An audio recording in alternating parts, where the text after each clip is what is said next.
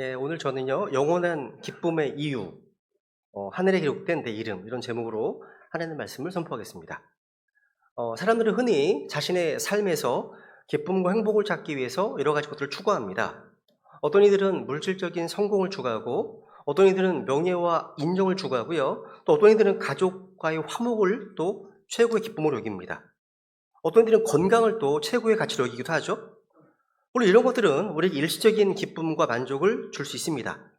하지만 성경은 우리에게 진정한 기쁨의 이유가 무엇인지 분명하게 알려줍니다.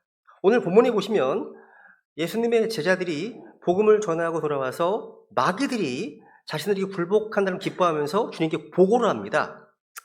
제자들은 자신들이 경험한 이 놀라운 권능과 기적에 크게 감격한 거거든요.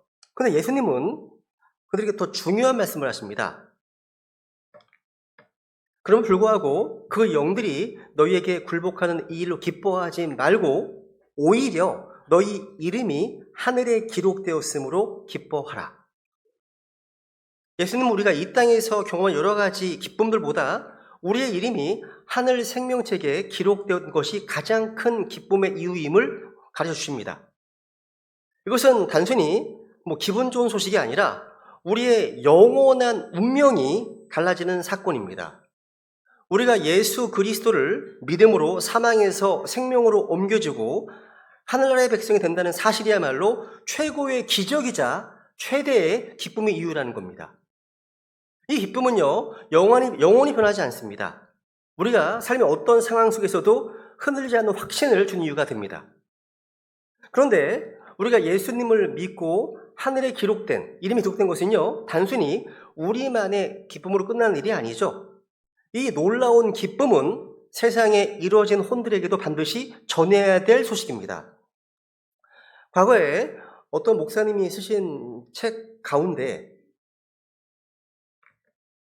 Our Guilty Silence라고 하는 책이 하나 있었습니다. 이 책의 원제목이 우리의 죄스러운 침묵, 이렇게 번역할 수 있겠죠? 근데 이 책을 번역하신 분이 이것을 전도하지 않는 죄, 이렇게 번역했습니다. 어떤 설교자는요, 암을 죄와 비교하면서 이렇게 말씀 전했습니다. 의사가 여러분에게 암입니다, 이렇게 판정을 내리면 여러분의 반응은 염려하고 죄송합니다, 걱정할 겁니다. 그런데 설교자가 여러분에게 당신에게 이런 죄가 있습니다, 이렇게 선포하면 어떻게 반응하십니까? 암은 몸을 죽일 수 있지만 죄는 혼을 죽입니다. 죄의 싹은 사망입니다. 근데 죄에 대한 해결책이 있죠? 바로 예수 그리스도십니다. 만약 저에게 암에 대한 간단하고 확실한 해결책, 100% 해결책을 알고 있는데 제가 침묵하고 있다면 그 침묵은 죄입니다. 죄인 거죠? 거의 살인 방조죄에 해당한다고 할 수 있습니다. 우리 사랑하는 가족과 친지와 이웃들이 그리스도 없이 죽어가고 있는데 우리가 입을 닫아서 예수 그리스도라는 그 백신, 죄에 대한 백신을 주지 않는다면 그건 죄라는 거죠. 그죠? 여러분, 이제 한번 서론격으로 복음 선포의 명령에 대해서 한번 좀 찾아보겠습니다. 한번 읽어볼까요? 주님께서 말씀하신 건요, 이 복음 선포의 명령은 상황이나 환경에 따라서 좌우 선택사항이 아닙니다. 이건요, 모든 시대, 모든 상황에서 반드시 순종해야 할 하나님의 명령입니다. 바울이 이렇게 증언했죠? 읽어볼까요? 시작. 말씀을 선포하라. 때가 맞든지 맞지 아니하든지 긴급히 하라. 모든 오래 참음과 교리로 책망하고 꾸짖고 권면하라. 여러분, 여기 보시면 복음 선포는요, 때가 맞든지 맞지 아니하든지 한마디로 시즌에 제한되지 않습니다. 농부는 정해진 계절의 씨를 뿌리려 하지만 이 복음의 씨앗은 계절을 따르지 않습니다. 시즌에 제한되지 않는 언제나 뿌려야 되는, 이 중요한 구절이에요. in season, out of season이라는 표현이네요. 때가 맞든지 맞지 아니하든지. 그죠? in season, 이 말을 좀 더 설명해 드리면 때가 맞을 때, 다른 말로 상황이 적절할 때, 사람들이 잘 받아들일 때를 가리킵니다. 마음이 열려 있고요, 복음을 듣고자 하는 어떤 그런 사람이 있는 상황입니다. 대박이죠. 그럼 너무 좋지 않습니까? 마치 사도행전 2장에 보시면요, 오순절날 많은 사람들이 성령 강림의 기적을 목격하고 마음이 열린 상태에서 베드로의 복음 설교를 듣고 3,000혼이 고만 사건이 일어났었죠? 그죠? 아웃 오브 시즌은 뭘까요? 때가 맞지 않을 때입니다. 상황이 안 좋을 때입니다. 사람들이 거부할 때입니다. 마음을 닫고 있을 때입니다. 복음 전하는 게 불편할 때입니다. 거부당하는 상황이죠. 그럴 때에도요. 마치 사도행전 7장에 보시면 스테반이 복음을 전했지만 유대인들은 마음을 닫고 스테반을 돌로 쳐 죽였습니다. 상황이 매우 불리한 가운데서도 스테반은요, 말씀 전하기를 멈추지 않았습니다. 그러니까 바울이 말한 in season, out of season, 이것은요, 편안하고 안전한 환경에서만 복음 전하는 것이 아니라 고난과 핍박 속에서도 복음을 전해야 함을 가리키는 거죠. 상황이 유리하든 불리하든 상관없이 항상 복음을 전해야 한다는 뜻입니다. 모든 상황에서. 또 이 복음 선포는요, 긴급히 하라. 그러니까 항상 긴급한 일입니다. 일반적으로 농부들은요, 씨를 뿌릴 적절한 때를 기다리죠. 봄이 되면 씨앗을 뿌리고 여름에 거두고 가을에 추수합니다. 농사의 시기는 정해져 있습니다. 그런데 복음의 씨앗은 그렇지 않습니다. 세상의 밭에 뿌려야 될 이 말씀의 씨앗은 언제든지 어디서든지 뿌려야 된다는 겁니다. 긴급하게. 바람이 불거나 비구름이 몰려와도 농부가 씨를 뿌리지 않으면 열매를 거둘 수 없습니다. 복음 선포가 마찬가지라는 거예요. 그러니까 복음 선포의 완벽한 시기를 기다리는 것은 결국 아무것도 하지 못할 수 있습니다. 복음 선포는 항상 긴급히 이루어져야 됩니다. 고린도 11장 4절, 6절 읽어볼까요? 시작. 바람을 살피는 자는 씨를 뿌리지 못할 것이요 구름들을 주목하는 자는 거두지 못하리라. 아침에 내 씨를 뿌리고 저녁에 내 손을 금하지 말라. 이것이 잘 될지 저것이 잘 될지 혹은 그것들 둘 다 똑같이 좋게 될지 내가 알지 못하느니라. 바람과 구름을 핑계삼아 씨를 뿌리지 않으면 결국 아무 열매도 맺지 못합니다. 그래서 우리는 항상 말씀을 뿌려야 됩니다. 이 핑계 저 핑계를 대지 말고 긴급히 뿌리라고 말씀하시는 거죠. 그러니까 바람이나 구름을 쳐다보지 말고 뿌려야 될 씨앗이 바로 말씀의 씨앗입니다.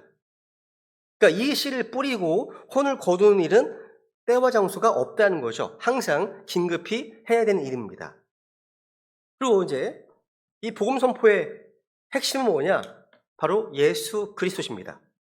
그러니까 복음을 전하는 것은요, 단순히 기독교 사상이나 어떤 이념이나 철학을 전파하는 것이 아닙니다.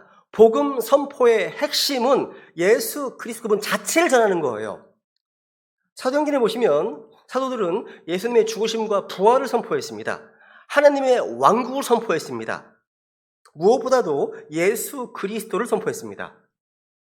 사도행전 8장 35절, 그때 빌립이 입을 열어 바로 그 성경 기록에서 시작하여 그에게 예수님을 선포하니라. 뭘 선포했다고요? 예수님을 선포했습니다. 그 다음 즉시 회당들에서 그리스도를 선포하되 그분께서 하나님의 아들이심을 선포하니. 읽어볼까요? 시작. 그들 중 몇 사람은 키프로스와 구레네 사람들이었는데 그들이 안디옥으로 가서 그리스마라는 사람들에게 말하여 주 예수님을 선포하매. 그러니까 선포의 주제는 예수님입니다. 우리는 어떤 한 인물을 선포해야 됩니다. 그분이 바로 누굽니까? 주 예수 그리스도십니다. 그러니까 말씀을 선포한다는 것은 예수님을 선포한다는 겁니다. 주목하십시오. 복음 선포, 말씀 선포는요, 예수님을 선포하는 것이지 기독교의 정신을 선포하는 게 아닙니다. 기독교의 사상이 아닙니다. 철학이 아니고 어떤 이데올로기가 아닙니다. 사도들이 선포한 내용은 항상 예수님 그분 자체였습니다. 우리는 복음을 전할 때 주 예수님이라는 이름을 선포해야 됩니다. 여러분, 누군가에게 주 예수님을 선포하면 그것이 전도고 증언입니다. 예수님은 주님이십니다. 예수님이 유일한 구원자십니다. 이게 복음 전도하는 겁니다. 바울 사도는 고린도 4장 5절에서 이렇게 말합니다. 읽어볼까요? 시작. 우리는 우리 자신을 선포하지 아니하며 주이신 그리스도 예수님과 또 예수님으로 인해 너희의 종이 된 우리 자신을 선포하노니. 이게 위 프리치하고서 나데이 법비가 나오는 거죠. 그러니까 사도들이 선포한 것은 누굽니까? 주이신 그리스도 예수님을 선포했습니다. 이게 전부예요. 전부입니다. 말씀을 선포하라는 것은 주 예수님을 선포하라는 거죠. 오늘날 많은 사람들이 뭐 영화 배우나 정치인이나 스포츠 스타 이런 이름을 자주 언급합니다. 하지만 우리는 그런 이름을 자랑할 시간이 없습니다. 우리가 자랑하고 전파해야 될 이름은 바로 주 예수 그리스도십니다. 그분이신 겁니다. 그 이름을 선포한 것이 전도고 그것이 복음 선포입니다. 그럼 오늘 본문을 보세요. 본문에 보시면 우리 주님께서 어떻게 선교를 진행하셨는지 선교 실천의 모범을 보여주고 계십니다. 제자들을 파송하시거든요. 예수님께서는요, 자신의 지상 사역 동안에 이 복음 전파의 모범을 몸소 보여주셨습니다. 오늘 본문에 보시면 주님께서 2차례에 걸쳐서 제자들을 선교 현장으로 직접 파송하신 내용을 기록하고 있습니다. 이를 통해서 우리는 복음 전파의 중요성과 방법을 배우게 됩니다. 오늘 본문에 보시면 주님께서 제자들을 선교 현장으로 보내신 이유, 그들의 사역을 돌아보면서 우리 역시 그런 사명을 되새기를 원한다는 거죠. 첫 번째 선교 파송이 누가복음 9장에 나와 있습니다. 9장에 보시면 주님께서 처음으로 12제자를 선교 현장으로 보내신 장면이 나오죠. 한번 읽어볼까요? 1절 위에 시작. 그 뒤에 그분께서 자기의 12제자를 함께 부르사 그들에게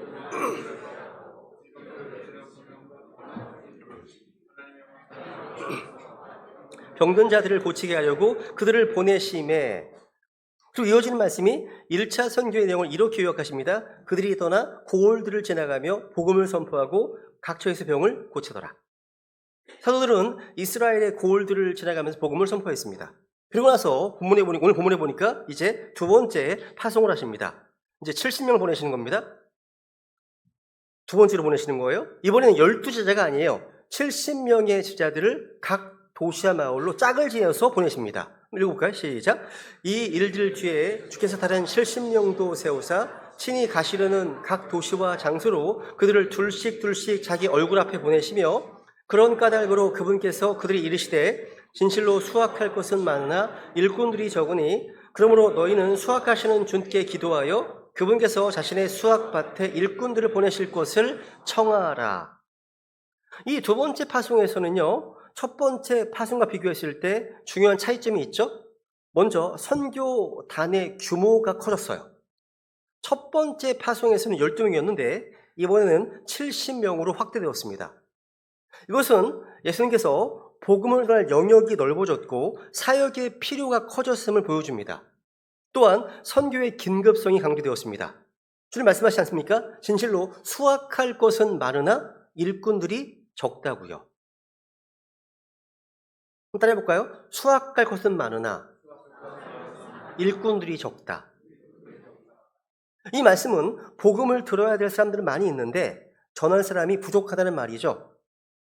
주께서는 지금도 계속해서 일꾼들을 찾고 계십니다. 일꾼들을 고용하고 계십니다.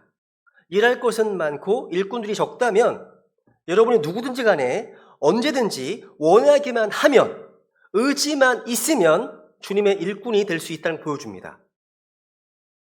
그리고 70명의 제자들이 이제 사역을 마치고 돌아와서 주님께 선교 보고를 합니다. 17절 시작. 그 70명이 기뻐하며 다시 돌아와 이르되 주여 주의 이름으로 말미암아 마귀들도 우리에게 굴복하나이다 하니, 제자들은요 자신들이 예수님의 이름, 주의 이름으로 마귀들을 내쫓고 기적을 행하는 것에 크게 기뻐했습니다. 여기서 핵심은 주의 이름으로 말미암아, 주의 이름으로 말미암아입니다. 마귀들이 굴복한 것은 주님의 그 이름의 권능 때문입니다. 가장 보배로운 이름이시잖아요. 그죠? 더러는 난치병 앓던 자들이 치유받는 기적도 목격했습니다. 그러니까 복음 전파 과정에서 영적인 승리를 경험한 거죠. 그때 예수님께서 하신 말씀이 아주 중요합니다. 18절 시작. 그분께서 그들에게 이르시되 사탄이 하늘로부터 번개같이 떨어지는 것을 내가 보았노라. 저는 이 말씀을 읽을 때마다 떠오르는 한 장면이 있습니다. 해리포터의 주인공의 이마에 있는 것, 번개 같은 게 보이지 않으세요? 그죠? 근데 사탄이 뭐같이요? as lightning, 번개같이라고 되어 있네요. 그죠? 아마도요, 당시 하늘에서 사탄이 떨어지는 것을 본 사람은 주님 외에는 아무도 없었을 겁니다. 주님께서는 사탄을 볼 수 있고 마귀들을 다 볼 수 있습니다. 그런데 보세요. 사탄의 움직이는 속도를 보세요. 사탄이 뭐처럼요? 번개같이 속도가 번개같이입니다. 마귀는 이 세상의 통치자입니다. 마귀는 공중의 시스템의 통치자입니다. 마귀는 주님과 주님의 제자들이 함께하는 일을 대적하기 위해서 하늘에서 번개같이 땅으로 떨어진 겁니다. 이것은 제자들의 복음 사역을, 이 선교 사역을 방해하려는 이 사탄의 활동을 경고하는 말씀인 거예요. 마귀는 우리 성도들이 복음을 전할 때 즉각적으로 반응하고 방해합니다.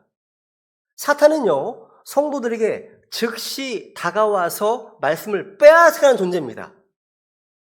즉시 다가와요. 특히 여기에요. 마귀는 어두컴컴한데 이런 데가 아니라 되게 종교적입니다. 그래서 이 가운데 특히 말씀 빼앗아가려고, 그러니까 집중하지 않으면, 여러분 마음밭이 정말 좋은 밭이 아니면 빼앗길 수 있습니다. 쉽게. 그렇죠? 볼까요? 마가복음 14장 15절입니다. 시작. 길가에 있는 것들은 이그들이니 그들의 경우 말씀이 뿌려질 때 듣지만 사탄이 즉시 와서 그들의 마음속에 뿌려진 말씀을 빼앗아 가느니라. 여기 보시면 사탄이 번개 같지 않습니까? 사탄이 즉시 와서 사탄은요, 성도들이요, 주님의 사역을 감당하면 즉시 다가와서 방해하려고 시도할 겁니다. 여러분이 나쁜 짓 하면 아무 의미 없어요. 안 다가오면 너무 좋아할 겁니다. 그런데 정말 주님의 사역, 특히 복음 전하잖아요. 그러면 즉시 다가와서 방해할 겁니다. 이 마귀가 하는 일입니다. 이렇게 말씀의 씨앗이 뿌려지는 현장에는 반드시 악한 영들의 방해가 존재한다는 사실입니다. 여러분, 70명의 제자들은 자신들의 일을 마치고 주님께 돌아왔지만 이미 그들이 다녀간 그곳에는 마귀도 일하고 있었습니다. 주님께서 이 세상이라는 밭에 말씀의 씨앗을 뿌릴 때 마귀도 역시 와서 가라지를 뿌립니다. 성도들이 복음을 선포하고 전도지를 나누어주면 이들이 교회에 와서 말씀을 듣고 은혜를 받을 것 같잖아요. 근데 실제 교회로까지 나오는 분들은 정말 극히 드뭅니다. 제가 며칠 전에 우리 교회 자매가 일하는 미용실에서 머리를 한번 깎아봤어요. 보통 전 집 앞에 있는 가서 깎거든요. 아주 싼 데 가서 깎습니다. 그런데 이 자매가 하는 말이 요즘은 교회 사람들이 되게 많대요. 되게 많답니다. 그래서 이제 우리 배단의 교회를 많이 소개를 했나 봐요. 많이. 그래서 그때는 올 것 같은 막 분위기가 되는데 그렇게 많이 얘기했는데 실제 교회로 나오는 사람이 아무도 없대요. 당연한 거라고. 당연한 겁니다. 네. 그러니까 우리가 교회에서 말씀을 듣고 은혜를 받을 때 속히 다가오는 마귀가 있다는 사실을 주의해야 됩니다. 교회에서 된다는 거죠. 그죠? 그래서 제자들이요, 복음을 선포로 나갈 때 그들이 부딪히게 될 어떤 사탄을 제압할 능력을 미리 주셨습니다. 보세요, 한번 볼까요? 읽습니다. 여기 보시면 시작했습니다. 보라, 내가 너에게 뱀과 전갈을 밟고 원수의 모든 능력을 제압할 권능을 주노니. 주님께서는 사도들과 제자들에게 마귀들을 제압할 권능을 주셨습니다. 여러분, 마귀는 강력한 자입니다. 우리는요, 연약한 자입니다. 약한 자예요. 근데 주님을 모신 성도들은요, 주님으로 말미암아 마귀와 싸워 이길 수 있습니다. 누구로 말미암아? 주님의 이름으로, 주님으로 말미암아입니다. 그죠? 그러니까 우리 성도들은 그리스도의 좋은 군사로 부름받았습니다. 믿음의 선한 싸움을 싸우도록 부름받았습니다. 주님께서는 마귀를 대적할 수 있도록 하나님의 전신갑주를 주셨습니다. 그런데 주님께서는 말씀하시기를요, 사탄이 굴복하는 것으로 기뻐하지 말라는 겁니다. 주님의 제자들이 기뻐하며 살아가야 될 더 중요한 이유가 있다는 거죠. 그게 무엇입니까? 읽어볼까요? 다시 시작. 보라, 내가 너희에게 뱀과 전갈을 밟고 원수의 모든 능력을 제압할 권능을 주노니 어떤 방법으로도 너희를 해칠 것이 전혀 없으리라. 그럼에도 불구하고 그 영들이 너희의 굴복하는 이 일로 기뻐하지 말고 오히려 너희 이름이 하늘에 기록되었으므로 기뻐하라 하시니라. 주님께서는요, 제자들이 눈에 보이는 영적 승리나 어떤 기적에만 기뻐하지 말라고 하시네요. 더 중요한 기쁨의 이유가 있다는 거죠. 너희 이름이 하늘에 기록된 것. 한번 고백해 보실까요? 내 이름은 하늘에 기록되어 있다. 할렐루야. 사실입니다, 이게요. 진리입니다. 그죠? 그래서 이게 우리가 진정으로 기뻐해야 될 이유라는 겁니다. 너의 이름이 하늘에 기록되었으므로 기뻐하라. 여러분, 우리 인생에서 가장 큰 기쁨이 무엇일까요? 기쁨의 이유는 다양합니다. 그죠? 다양한 이유들이 있습니다. 근데 오늘 본문에서 주님께서는 우리가 진정으로 기뻐해야 될 이유가 무엇인지 분명히 말씀하십니다. 예수님은 제자들에게 눈에 보이는 기적과 영적 승리에만 기뻐하지 말라고 하시는 겁니다. 여러분, 이 땅의 죄인들이요, 예수 그리스도를 믿으면 그 이름은 하늘에 기록됩니다. 성도들의 이름이 기록된 책을 생명책이라고 하죠. 성경은 우리의 이름이 하늘에 기록된 것, 그것이야말로 우리가 경험할 수 있는 최대의 기적이라고 말씀합니다. 이게 최고의 기쁨의 이유라는 거죠. 그러니까 우리가 구원받았다는 것은 우리의 이름이 하늘에 기록된 놀라운 사건입니다. 이게요. 계시록 20장에 보시면요, 모든 인류가 그러니까 역사의 끝날에 주님의 그 흰 왕자 앞에서 마지막 심판을 받을 것을 증언하고 있습니다. 그때 주님 앞에는요, 두 가지 유형의 책이 있을 것이라고 증언합니다. 보시면요, 20장 12절에 보시면, 또 내가 보니 죽은 자들이 작은 자나 큰 자나 하나님 앞에 서 있는데 책들이 펼쳐져 있고 또 다른 책, 즉 생명책이 펼쳐져 있더라. 죽은 자들이 자기 행위들에 따라 그 책들에 기록된 그것들에 근거하여 심판을 받았더라. 성경은요, 책들이라고 불리는 복수로 표현된 책이 있고요, 그와는 다른 유형의 단수로 된 책이 있습니다. 곧 생명책이 있다고 말씀하고 있습니다. 그러니까 생명책과 비교되는 다른 유형의 책들은 틀림없이 사망의 책들이었다고 추정할 수 있습니다. 이어지는 구절에서 이 책들에 그 이름이 기록된 사람들은 자기 행위들에 따라서 그 책들에 기록된 것들에 근거하여 심판을 받았더라 말씀합니다. 그러면서 이제 14절에 보시면 사망과 지옥이 불 호수에 던져졌더라. 이것이 둘째 사망이니라. 그러니까 이들은 곧 영원한 사망을 피할 수 없는 사람들이죠.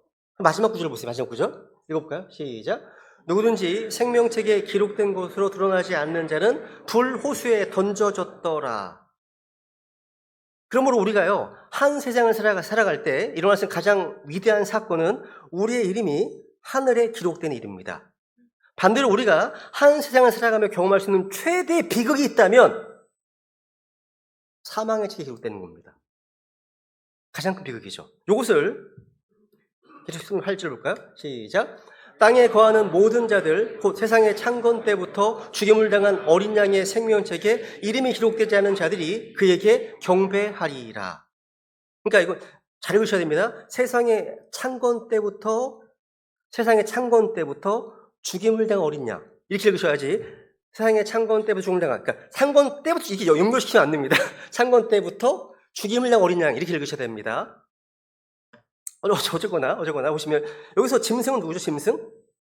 그가 누굽니까? 그 짐승이? 적그리스도입니다. 적그리스도예요. 결국 이 땅에 사는 자들은요, 두 부류로 나뉘어집니다.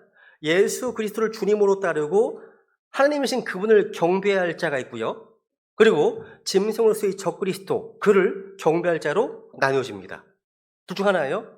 예수 그리스도를 자신의 구원자와 주님으로 믿는 순간 우리의 이름이 생명책에 기록되는 거죠. 마치 이 땅에 한 생명이 태어날 때 그 이름이 호적에 기록되는 것처럼 하늘 생명책에 우리 크리스찬들의 이름이 기록되는 겁니다. 그런데 인생으로 태어나서 경험할 수 있는 최대의 비극은 생명책에 이름이 기록되지 못한 채 죄와 마귀의 종 노릇을 하면서 적그리스도의 종이 되어 살다가 영원한 지옥 불못에 떨어지는 운명입니다. 가장 큰 비극이죠. 그런데 이런 운명을 전환할 사건이 어떻게 이루어지죠? 오늘 그렇죠. 하늘 생명책에 이름이 기록되는 방법이 무엇입니까? 그렇죠. 예수는 믿는 거죠. 해답이죠. 그죠? 요한복음 24절입니다. 주님 이렇게 말씀하셨죠? 시작. 진실로 진실로 내가 너희에게 이르노니 내 말을 듣고 나를 보내신 분을 믿는 자는 영존하는 생명이 있고 정죄에 이르지 아니할 것이며 사망에서 생명으로 옮겨졌느니라. 할렐루야. 여기에 복음이 있습니다. 그죠? 주님께서 인류의 구원을 위해서 보내신 하나님의 아들, 예수 그리스도께서 우리의 죄를 담당하시고 우리 대신 십자가에서 심판받아 죽으신 것과 또 우리에게 새 생명을 주시고자 부활하신 것을 참으로 믿는 순간 우리 모든 죄는 사함받고 우리 더 이상 심판을 받지 않고 영원한 사망의 자리에서 영원한 생명에 속한 자로 운명이 달라졌습니다. 이게 복음이죠. 그죠? 복음이죠. 바울의 증언도 들어볼까요? 고린도서 1장 13, 14절입니다. 시작. 아버지께서 우리를 어둠의 권능에서 구출하사 자신의 사랑하는 아들의 왕국으로 옮기셨으니 그분 안에서 우리가 그분의 피를 통해 구속 곧 죄들의 용서를 받았도다. 이보다 더 기쁜 일이 어디 있겠습니까? 그죠? 우리가 예수 그리스도를 믿어서 하나님의 자녀가 되고 하늘의 이름이 기록되었다는 사실이야말로 영원한 기쁨의 이유인 겁니다. 그렇다면 이 놀라운 기쁨을 주변 사람들에게 나누어야 되겠죠? 그죠? 우리가 복음을 전할 때 잃어버린 혼들이 예수님을 믿고 생명책에 이름이 기록된 일이 일어납니다. 그것이 바로 선교이고 전도입니다. 그죠? 그럼 우리가 왜 복음을 전해야 됩니까? 이유는 단순하죠. 복음을 듣고 예수 그리스도를 믿으면 그 혼의 이름이 생명책에 기록되기 때문입니다. 이 세상에서요, 우리 전할 수 있는 메시지 중에 가장 가치 있는 소식이 바로 그리스도의 복음입니다. 왜냐하면 복음을 통해서 한 혼의 운명이 영원히 변화되기 때문입니다. 다시 읽어볼까요? 한번 이 말씀 시작. 누구든지 생명책에 기록된 것으로 드러나지 않은 자는 불호수에 던져졌더라. 우리의 이름이 어떻게 생명책에 기록되어 있을까요? 성경은 예수님 믿는 순간 우리의 이름이 생명책에 기록된다고 가르칩니다. 우리가 예수님을 자신의 구주로 믿고 고백하는 순간 우리의 이름은 하늘에 기록됩니다. 이것은 영원히 지워지지 않는 기록입니다. 그러니까 우리가 전하는 복음은요, 단순히 우리의 삶을 조금 더 나아지게 하는 메시지가 아닙니다. 복음은 사망에서 생명으로 옮겨지는 그 메시지이고요. 영원한 생명을 얻게 하는 유일한 길입니다. 그래서 우리의 사명은 단순히 좋은 사람 되라거나 도덕적인 삶을 살라는 것이 아닙니다. 우리는 이루어진 혼들의 이름이 생명책에 기록되도록 복음을 전해야 되는 거죠. 그 일을 도와주는 일이 우리가 하는 일이라는 거죠. 성경은요, 우리가 복음을 전하는 지체들을 우리의 동역자로 알고 도와야 할 이유에 대해서 우리와 함께 그 이름이 생명책에 기록된 동지이기 때문이라고 말씀합니다. 볼까요, 한번? 4장 3절입니다. 시작. 또 참된 멍의 동료인 내게도 내가 간절히 권하노니 복음 안에서 나와 함께 수고하고 또한 클레멘트와 함께 또 나의 다른 동료 일꾼들과 함께 수고한 저 여자들을 도우라. 그들의 이름이 생명책에 있느니라. 제가 앞에서 말씀드린 것처럼 주님의 심판의 그 왕자에는요, 두 가지 유형의 책이 있다고 말씀드렸습니다. 하나는 사망의 책들, 또 다른 하나는 생명의 책입니다. 성경을 공부하다 보시면 구약과 신약에 각각 유명한 책이 등장하죠. 먼저 창세기 5장 1절에 보시면 인류의 조상인 아담의 어떤 족보를 말씀하시면서 이것은 아담의 세대들에 대한 책이라고 말씀하고 있습니다. 그래서 그 이후에 이제 소개되는 그 내용에 보시면 가장 중요한 단어가 무엇일까요? 보세요 한번. 아담이 산 전 생애는 930년이었고 그가 죽으니라. 셋의 전 생애는 912년이었고 그가 죽으니라. 에노스의 전 생애는 905년이었고 그가 죽으니라. 당시 사람들은요, 지금의 우리와 비교하면 엄청나게 오래 살았습니다. 근데 인생의 결론은 동일합니다. 뭐예요? 그가 죽으니라.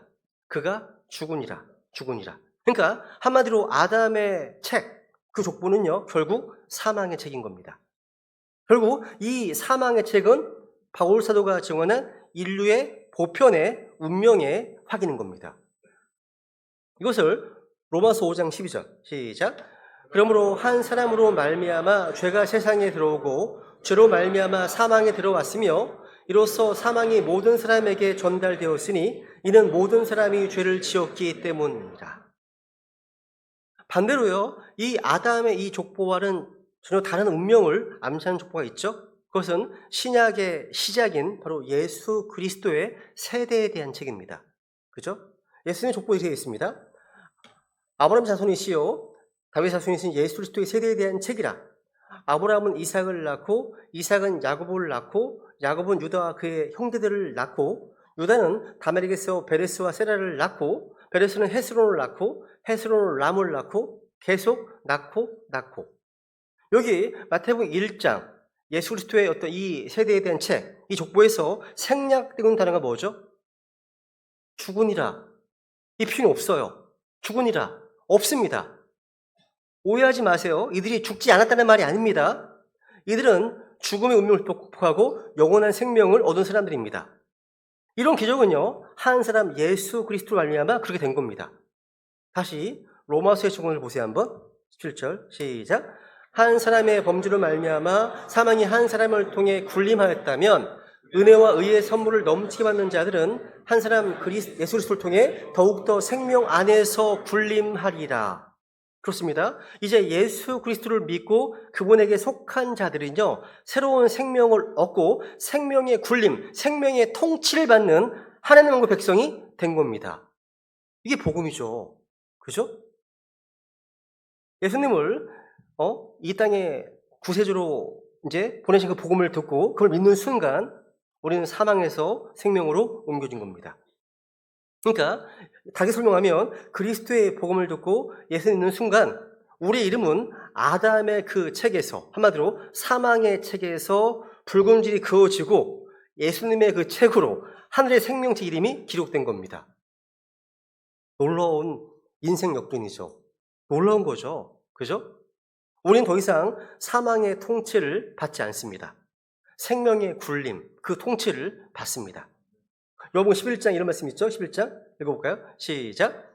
예수님께서 그녀에게 이르시되 나는 부활이요 생명이니 나를 믿는 자는 죽어도 살겠고 누구든지 살아서 나를 믿는 자는 결코 죽지 아니하리라. 이것을 내가 믿느냐 하시니. 우리는 복음을 믿음으로 이렇게 선포하신 주님의 그 생명의 지체가 된 겁니다. 우리가 복음을 전해서 한 혼을 주님께로 이겨오면 그때 일어난 최고의 기적이 뭡니까? 이겁니다. 이거예요. 물론 그 과정에서 치열한 영적 전쟁에서 승리할 수 있습니다. 근데 그것보다 더 위대한 사건은 뭡니까? 복음을 받은 모든 혼들의 이름이 하늘에 기록되고 그들이 영생을 얻는 사실입니다. 그렇죠? 이것이 우리의 영원한 기쁨의 이유인 겁니다. 이 기쁨을 나누기 위해서 날마다 주님 앞에 자신을 드리시는 우리 성도들이 되기를 원합니다. 이제 말씀을 정리하겠습니다. 주님께서 제자들이 이렇게 말씀하셨습니다. 다시 마지막 구절입니다. 시작. 그럼에도 불구하고 그 영들이 너희에게 굴복하는 이 일로 기뻐하지 말고 오히려 너희 이름이 하늘에 기록되었으므로 기뻐하라 하시니라. 오늘 이 말씀 통해서 우리가 영원히 기뻐해야 될 이유에 대해서 배웠습니다.